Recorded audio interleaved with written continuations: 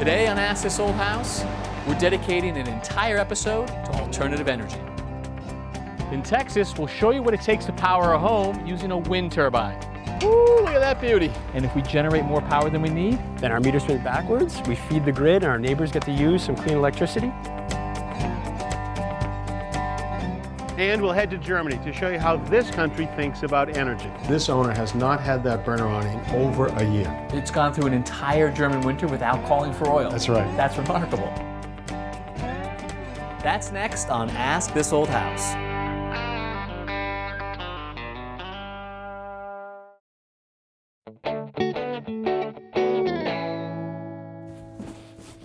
Hi there, I'm Kevin O'Connor, and welcome back to Ask This Old House. Today we have a special episode for you, focused on home energy. Powering a house, heating it, and cooling it can be a homeowner's second biggest expense after their home mortgage. And fortunately today, there are several alternative ways that they can make that energy. There is wind, solar, geothermal, and even biomass. But there are also a lot of questions coming from you folks about those different energy sources. Well, we're fortunate that we have got some energy experts all in the same family, the Tretheweys.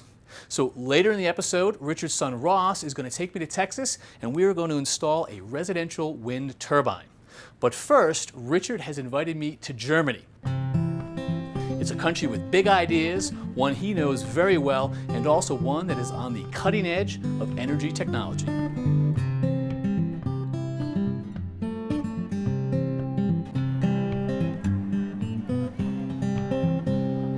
Well, Kevin, welcome to Frankfurt. We're here in the market square. They call it the Römer, the half-timbered buildings, so typical of a market square. You can see the church and a town hall called the Rathaus. Looks like a postcard. It does.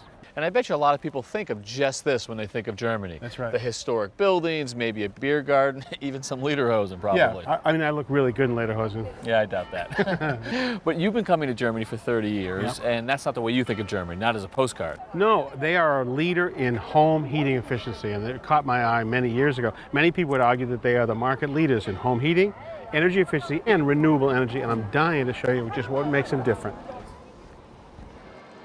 Germany is one of the larger countries in the European Union, but it's still only about half the size of Texas. Once you get outside of the big cities, farms are still dominant, and people cluster their homes in villages that date back to the Middle Ages.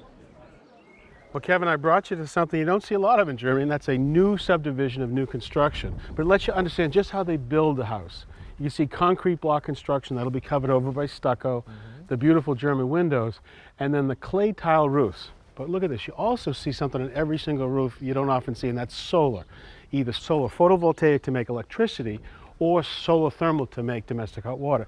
And that's because the government has passed a law that says 30% of the energy consumption on any new building has to come from renewable energy. That means solar, that means geothermal, or using biomass, wood pellets. That's really aggressive. Absolutely. What they're looking for is energy independence. You see, they have got no fuel of their own. They buy their oil from the North Sea, or they buy Russian gas, and that's always fraught with issues with price and availability. So they're looking for energy independence. Well, what about nuclear, though? Because Germany is known as a big nuclear producer. That was once the case, Kevin. They once had 17 nuclear power plants around this relatively small country, and now they've challenged themselves. They're going to be free of nuclear by 2022. That's only 7 years from now. So not a lot of natural resources to start with. What they are making nuclear, they've decided to get rid of. That's right. And what it leads to is the idea of energy independence, where on every single residential roof they want to have local electricity generation. Every single flat roof, every supermarket is covered in photovoltaic panels to make electricity, and every ridgetop seems to be covered with some wind generator.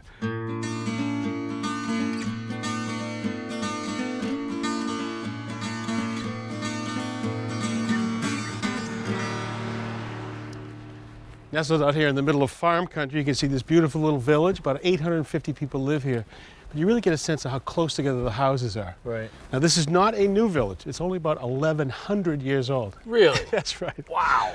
But I brought you one of the new houses. This is only 120 years old. You can see solar up on the roof. Yep. I'm dying to show you inside, though. Well, welcome to a typical German mechanical room. Wow. Are you kidding me? This place is cleaner than my kitchen. Right. Holy mackerel, it's spotless. No wonder you're so at home in these places. These people take mechanical rooms seriously. They prioritize them over kitchen countertops and fancy windows. Apparently. All right, so let me take you through what's going on here. This is a heating boiler to heat water. Now this is oil fired because we're out in the country, but it could be gas. But this is not the principal way that we heat water for the building. That's done here through a pellet boiler. All right, instead of burning oil, we burn these. These are locally grown trees that get debarked and then extruded out into these pellets. Now, I recognize the pellets. We use these back in the U.S., but I often think of it as sort of a pellet stove. It's in a room. It's kind of local heat, but here you're talking central heating. This is a heating boiler, and there's major industry to get it here. There's a truck that delivers it. There's a conveyance medium that sends it through a blower down into the unit right here. There's a hopper inside here. There's a modulating burner that can fire up and down as necessary. So now you're not going to stop and start this like an oil or gas burner. So once you get it going, you have to do something with the heat you make. So in that case, the heated water leaves, comes over here into this super insulated storage tank. Wow, look at that monster. So this is really a BTU battery storing energy that's going to be used for either heating of the building or helping with domestic hot water. Okay, so eventually we're sending this up to radiators, I presume? That's right. So it leaves through here. And this is a mixing valve right here. It comes to a single circulator pump, not 5 of them, just one. Super efficient circulator pump, pushing water through this pipe right here. At every radiator, there's a local thermostatic radiator valve that makes every radiator its own zone. Wow, so we got a lot of zones upstairs, even though we've got one pump down here. And super efficient. Very cool. So if this is going to the radiators, how are we getting hot water to the showers and the faucets and stuff like that? Well, there's another tank closer to the showers in the building, and what that is, it's connected to solar. Now, solar sends its energy down through pipes to a coil, heats up the water in the tank. Now, this tank is supersized and super insulated, so even if there's no sun for 2 or 3 days, you still have plenty of hot water. It could go that long. Absolutely. But if it ever got to the point that you needed some backup, we come back to this tank right here, and you can see heated water leaves right here and goes to a backup coil to make sure there's plenty of domestic hot water. So for my showers, the primary source of heat is the sun. That's free. The second one is down here, which means the second source are these renewable pellets. Renewable. And only if those two aren't enough does it ever call for the oil? Yeah, and I'm told the system's working pretty good because this owner has not had that burner on in over a year. It went through an entire German winter without using any oil? That's right. And for him, it lets him hedge his bets a little bit. Say oil became less expensive than the renewable, he could make this the primary and this the backup. I love this mechanical room even more now.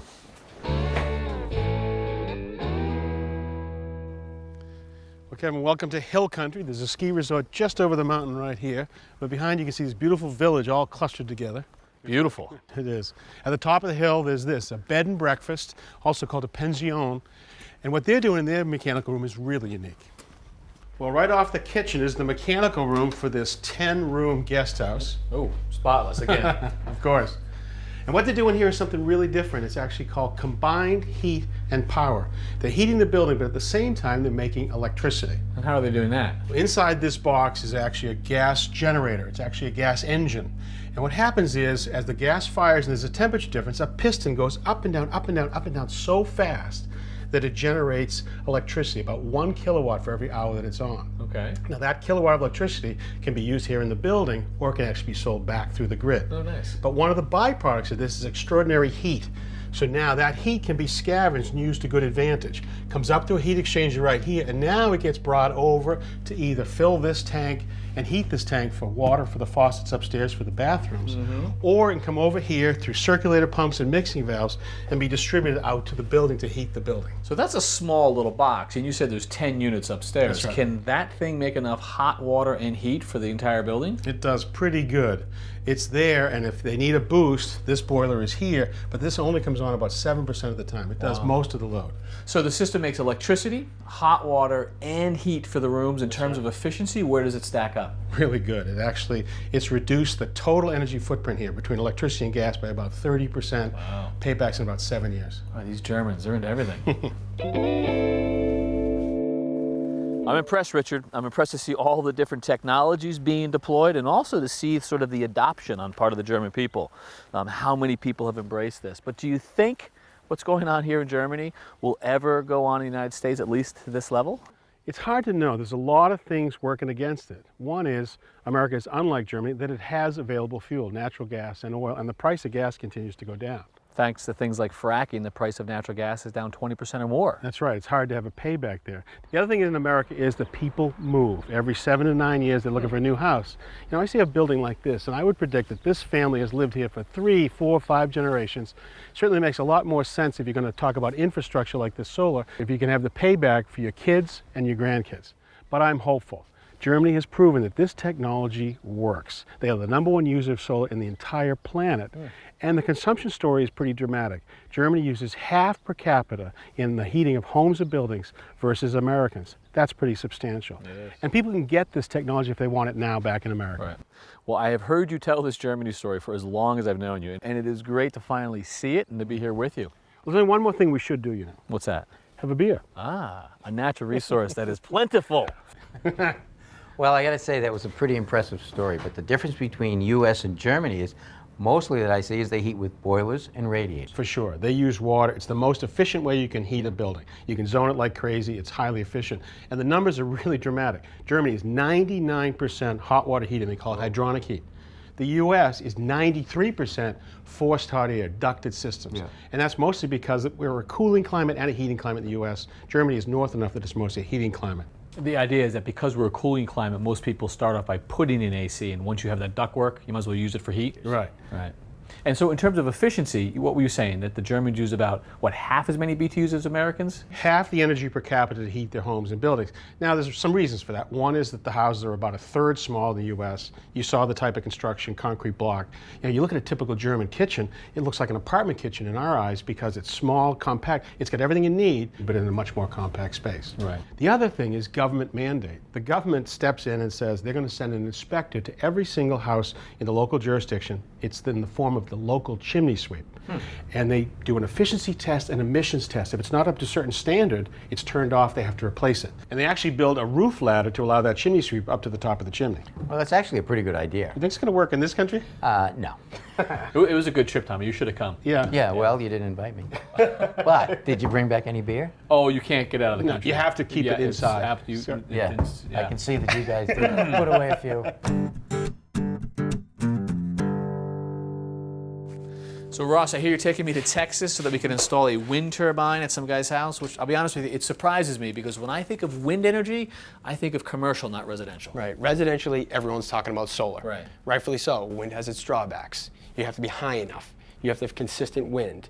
Installation costs are a little bit higher. You have more moving parts and maintenance. So with all of those drawbacks, why are we doing a wind story in Texas? Well, in the right location, it makes perfect sense. And Texas is the perfect location, right? They are the 6th largest producer of wind power in the world. And they get 10% of their electricity from wind. And we've actually been out there and we've seen these huge commercial wind farms, right? Tall turbines, hundreds of them actually making power. But again, to me, that's commercial. What about residential? Why does it make sense there? Well, residentially in Texas, as a complement to solar, it's going to be perfect, right? Because solar works all day, and then the winds usually pick up at night, so the wind turbine spins at night, and then also from summer to winter, more sun in the summer, more wind in the winter. So 24/7, 365, it's a great complement for producing renewable electricity. All right, so I guess I'm packing my bags and I should polish up my boots. We're going to Texas? You should. Let's go. All right.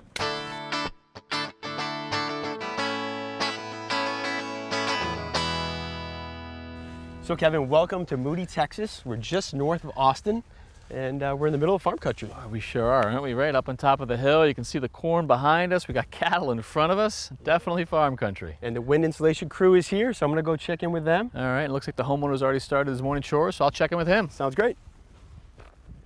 Hey, Robin. Nice to meet you. Welcome to Texas. Thank you very much. So I hear you bought yourself a ranch, huh? Yeah, did a desk job my whole life. We wanted to do something really different. I think we've done it. All right, so here you are. I hear you're also building a house. Is this almost done? Yes, it'll be done within the month. Nice, okay. So I also hear part of the plan is renewable energy for you, correct? Yes, sir. Is this on the grid or not? It is on the grid. This is on the grid. So what's the story with the renewables? After we got here, I put a weather station up. There's wind all the time here. Well, it sure is. And so I was decided I wanted to use that, so a wind turbine is where I started. Yeah, you got plenty of sun too though, right? Plenty of sun too. And so I actually have solar panels in place now. Yeah. What I did is I want to get a return on my investment, the best mix to get the power that I needed, and a return on my investment included both harnessing the wind and the sun. All right, well, I guess it kind of makes sense, right? The sun's not shining at night, but I bet you there's winds blowing at night. Yes, sir, it is. Wind will blow. So you're interested in return on investment. Have you figured out the payback that you think your system gives you? Yeah, I'm looking at about 11 years from all the math that I did. Now, we haven't lived in the house yet, so I'm basing it off of data at our other house, and we did spray in foam and LED lights, so it's going to be a little different, but around 11 years. Well, we've done solar installation before, but we've never done a residential wind installation, so I want to check that out. I know Ross is over with the installer, so I'm going to excuse myself and see what you got. Very nice to meet you. Same here, thank you. So Ross, looks like you found the renewable operation here on the back side of the ranch. We've got the solar system up and running, 3 kilowatts, 12 panels. Okay. So that's already producing power. Yeah. Yeah, and this is our wind turbine pole here. Ooh, look at this All right? thing, huh? So we're actually on a concrete pad, 9 foot in diameter, Yeah. 3 foot deep, and then 3 additional columns that go 20 feet beneath us. Nice, so you got Right, so that really- anchors us Right. here. All right, so then from the sonotube here, we have some bolts that are gonna actually mount the final pole in its resting place. This is interesting. So this thing is on a hinge, huh? It is. Yeah, it's a gaff rig setup. So what that means is that this hinge allows us to tip it down for servicing, and we can tip it back up, lock it in place. Now, are you telling me this whole operation's only got this one little wire? That's it. That's it. awesome. Yep. So 1.5 kilowatt wind turbine. It's feeding the power down here through that conduit, ultimately to the inverter. So we got 3 kilowatts of solar and about half as much coming out of the wind here, huh? Yep. We've got a 60-foot pole here. It's Nice. press fit together in 4 separate sections. And the thing with wind, it's all about the wind velocity. So the higher you go, the more power that's available to us. Like to see a 60-foot pole as well as something up here on a hill, because you know the wind is blowing up there for sure. We got plenty of it. All right. So this is our components for the wind turbine. First are the blades. All right, we're 10 foot in diameter. Nice. All right, and there are 3 of them. And the bigger, the better, right? So the more wind we can capture, the more power we can generate. All right. All right, so that gets connected to our nacelle, all right? And this is where the power is actually generated. So it connects right here to the shaft. This spins and in turn has this generator that creates electricity and sends the power down the pole. And you're calling this, what is it, a nacelle? A nacelle. Right. Yep. And this is our tail vane. Yep. The tail vane connects to the back of the nacelle, and that makes sure that we're oriented correctly right into the wind so our blades can spin. And these 3 come together, which we're ready to do? We're ready to do it. Yep. We get started by moving the nacelle into place. We pull the wire through the conduit of the nacelle.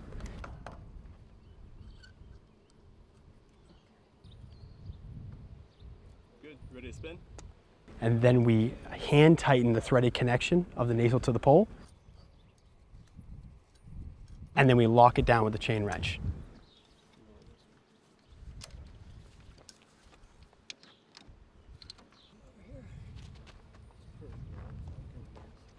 Oh yeah, it takes a little bit of leverage, right? You need it tight.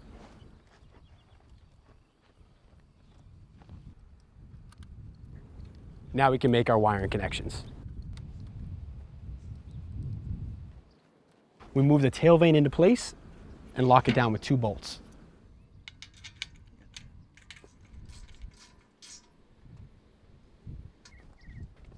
Now we're ready for the blades. We take the blades, we mount it to the shaft of the nacelle, and then we lock it down with a reverse threaded nut. Then we cover up the blades, we cover up the nacelle, and then we're ready to lift it up. So Kevin, our wind tower weighs 3,000 pounds. And we're gonna be using this guide wire here connected to our gin pole, then down to this winch. As we start to pull the winch and that wire in, the wind tower is gonna rotate about our hinge and get up vertical. Nice.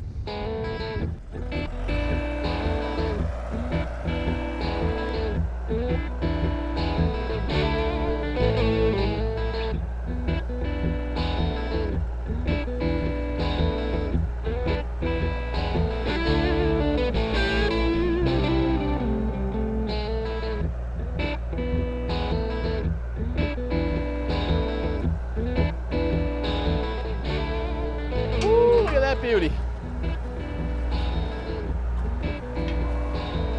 Boy, you wouldn't think us pulling on this would do any good, but it is. It's the power of leverage right there. Battery's up. Woo. All right, let's get those nuts on there. We can secure it.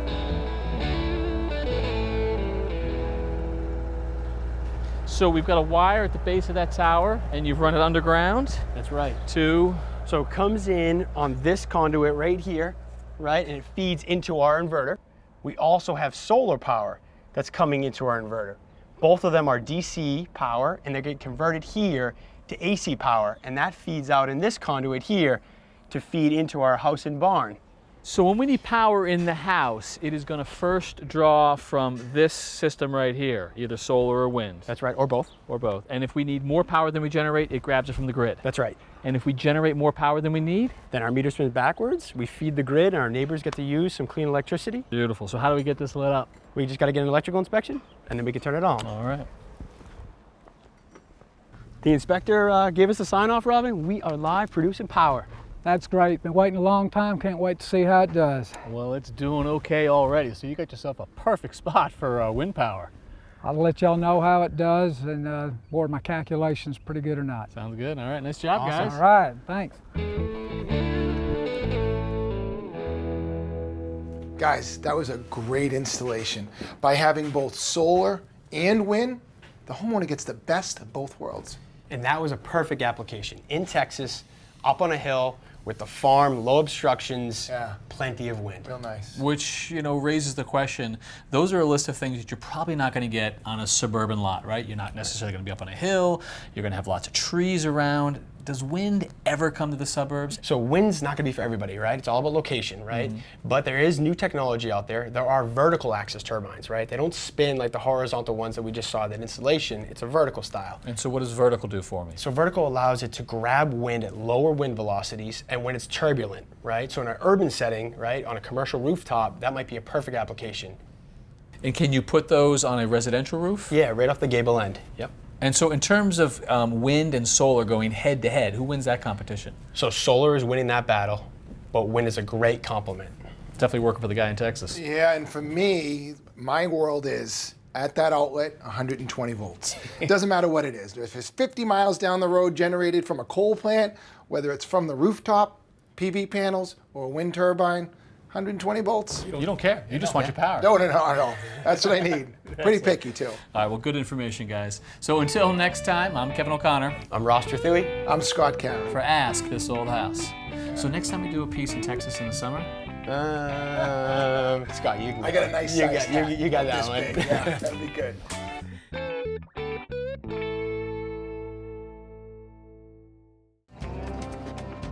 next time on Ask This Old House. Water is disappearing from this steam boiler and the homeowner has no idea where it's going. I'm going to help solve this basement mystery. And don't throw out those banana peels and coffee grounds, because you could turn it into free fertilizer for your gardens. And it's a silver cylinder, a black clamp, and a flexible tube. What is it? Unless I'm driving, turn this on and yeah.